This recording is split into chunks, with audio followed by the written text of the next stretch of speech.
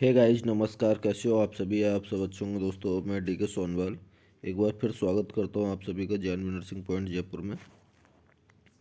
और दोस्तों आज फिर से एक शानदार लेटेस्ट अपडेट्स के साथ में है, जो कि है उत्तराखंड से है। और यहाँ पर उत्तराखंड CHO की लेटेस्ट भर्ती है दोस्तों। आप देख सकते हो यहाँ पर नेशनल हेल्थ मिशन के तहत mid level health care provider और कम्युनिटी हेल्थ ऑफिसर के पदों को संविदा के आधार पर भरे जाने हेतु विवरणिका यहाँ पर दी गई है। तो यहाँ पर जो हेमवती नंदन बहुगुणा उत्तराखंड चिकित्सा शिक्षा विश्वविद्यालय है, वो इसकी भर्ती करवाएगा। पूरी जो भी रिक्रूटमेंट प्रोसेस रहेगा वो इस यूनिवर्सिटी के थ्रू रहेगा। ऑफिशियल वेबसाइट आप यहाँ देख सकते हो www.hnvamu.ac.in पर आप विजिट कर सकते हो। ऑफिशियल ईमेल आईडी आप यहाँ देख सकते हो। किसी भी प्रकार की जानकारी चाहिए तो आप इस पर जो भी क्वेरी करनी है वो कर सकते हो। राष्ट्रीय स्वास्थ्य मिशन NHM उत्तराखंड के अंतर्गत MLHP और CHO के रिक्त पदों पर इंटीग्रेटेड करिकुलम BSc नर्सिंग और post basic BSc nursing course से उत्तीर्ण अभ्यर्थियों की प्रवेश परीक्षा हेतु हेमवती, ये जो यूनिवर्सिटी मैंने अभी यह नाम बताया आपको, वो आपका नोडल एजेंसी नामित की गई है। मतलब ये सारा का सारा रिक्रूटमेंट प्रोसेस आपका यही करने वाली है। विश्वविद्यालय द्वारा मेरिट के उपरांत काउंसलिंग के माध्यम से अभ्यर्थियों द्वारा चयनित जनपदवार सूची तैयार कर राष्ट्रीय स्वास्थ्य मिशन उत्तराखंड को चयन संबंधी अग्रतर कार्रवाई हेतु प्रेषित की जानी है। ओके। हेमवती नंदन जो यूनिवर्सिटी है वो MLHP या CHO की लिखित परीक्षा हेतु निम्नानुसार समय सारणी निर्धारित की गई है।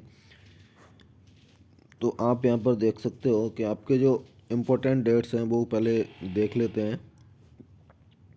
ऑनलाइन आवेदन करने की तिथि है और अभ्यर्थी द्वारा ऑनलाइन आवेदन पत्र, ऑनलाइन शुल्क जमा कराने की जो तिथि है, वो सारी चीज़ें हम यहाँ देख लेते हैं। सबसे पहले आप फॉर्म भर सकते हो 17/12/2021 से, मतलब फॉर्म चालू हो चुके हैं। और जो ऑनलाइन तिथि रहेगी इसकी, लास्ट जो डेट रहेगी ऑनलाइन शुल्क जमा कराने की, वो 26/12/2021 रहेगी। ठीक है, 26/12/2021 रहेगी। वेबसाइट से प्रवेश पत्र आप डाउनलोड कर सकते हो 28/12/2021 तक। और लिखित परीक्षा की जो डेट है आपकी वो 1 जनवरी 2022 है। आपका एग्ज़ाम रहेगा 11 से 1 PM, 11 AM से 1 PM।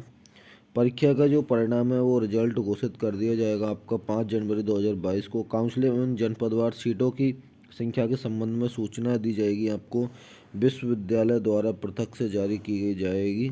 मतलब आपकी जो वैकेंट सीटें हैं उसकी सूचना और काउंसलिंग की सूचना, वो सारी चीज़ें आपको सेपरेट वेबसाइट पर दी जाएगी। ओके। यूनिवर्सिटी के द्वारा आयोजित कर मेरिट सूची राष्ट्रीय स्वास्थ्य मिशन उत्तराखंड को उपलब्ध कराए जाने तक सीमित होगा। मतलब जो यूनिवर्सिटी है वो आपका एग्जाम वगैरह कंडक्ट करा देगी और मेरिट सूची है वो NHM को पकड़ा देगी। उसके बाद NHM करेगा जो भी आपका प्रोसेस करेगा। MLHP और CHO के पदों की संख्या काउंसलिंग के समय प्रदर्शित की जाएगी। आप यहाँ देख सकते हो जो आपके CHO की यहाँ पोस्ट है, यहाँ पर पोस्ट मेंशन नहीं की है। आपका कमेंट में एक ही सवाल होगा कि सर यहाँ पर टोटल नंबर ऑफ पोस्ट कितनी है, तो यहाँ पर टोटल नंबर ऑफ पोस्ट है वो शो नहीं की है। जो टोटल नंबर ऑफ पोस्ट है वो आपके जब वो आपका काउंसलिंग चल रहा हो उस टाइम शो की जाएगी। नियुक्ति का स्थान के संबंध में समस्त निर्णय राष्ट्रीय स्वास्थ्य मिशन उत्तराखंड के द्वारा लिए जाएंगे। ओके। अब बात करेंगे यहाँ पर एलिजिबिलिटी क्राइटेरिया के बारे में। तो CHO MLHP लिखित परीक्षा 2021 में सम्मिलित होने हेतु अर्हता क्या क्या है, मतलब क्या क्या क्वालिफिकेशन आपसे मांगी गई हैं, तो वो देख लेते हैं यहाँ पर। NHM MLHP या CHO की नियुक्ति की जानी है। Mid level health care provider CHO की शैक्षणिक योग्यता BSc नर्सिंग और post basic BSc nursing integrated CPSC curriculum होना चाहिए।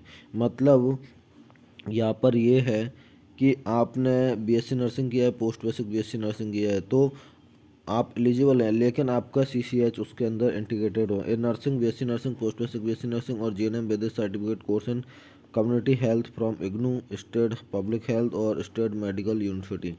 आपने किसी भी मेडिकल यूनिवर्सिटी से, जैसे अभी राजस्थान के अंदर RUHS करा रहा है राजस्थान CHO के लिए, तो हो सकता है बाद में डायरेक्ट एडमिशन भी चालू कर दें RUHS वाले। डायरेक्ट कोर्स भी मतलब वो अप्रूव्ड कर दें कि डायरेक्ट भी आप कर सकते हो, इसे इग्नोर करा रही है अभी। तो ऐसे तो यहाँ पर चाहे वो जीएनएम हो, चाहे बीएससी हो, चाहे पोस्ट बीएससी हो, जिसके पास सीसीएच है वो यहाँ एलिजिबल है। या ऐसा नहीं है कि ओनली बीएससी और पोस्ट बीएससी अप्लाई कर पाए, भैया सभी अप्लाई कर सकते हैं, लेकिन यहाँ पर कंडीशन ये रहेगी सीसीएच होना ज़रूरी है।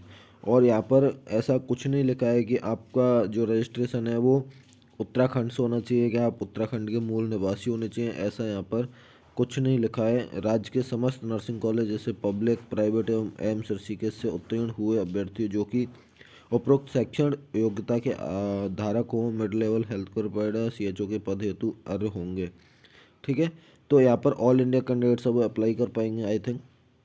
आई थिंक क्या यहाँ पर साफ साफ लिखा हुआ है, क्योंकि यहाँ मांगा ही नहीं गया है। उसके अतिरिक्त ऐसे अभ्यर्थी जो उत्तराखंड के मूल निवासी हैं परंतु दूसरे राज्यों से उपरोक्त पाठ्यक्रम में उत्तीर्ण हो, वो भी यहाँ पर एलिजिबल होंगे। कोई दिक्कत नहीं होने वाली है। अदर स्टेट से जिन्होंने पढ़ाई कर रखी है लेकिन वो मूल निवासी उत्तराखंड के हैं, ये पॉइंट उन्होंने मेंशन किया। बाकी आप अपने हिसाब से देख लेना, जब आप फॉर्म भरोगे तो वहाँ देख सकते हो आप कि आप एलिजिबल हैं या नहीं है, आपका फॉर्म सबमिट हो रहा है नहीं हो रहा है, वो सारी चीज़ें।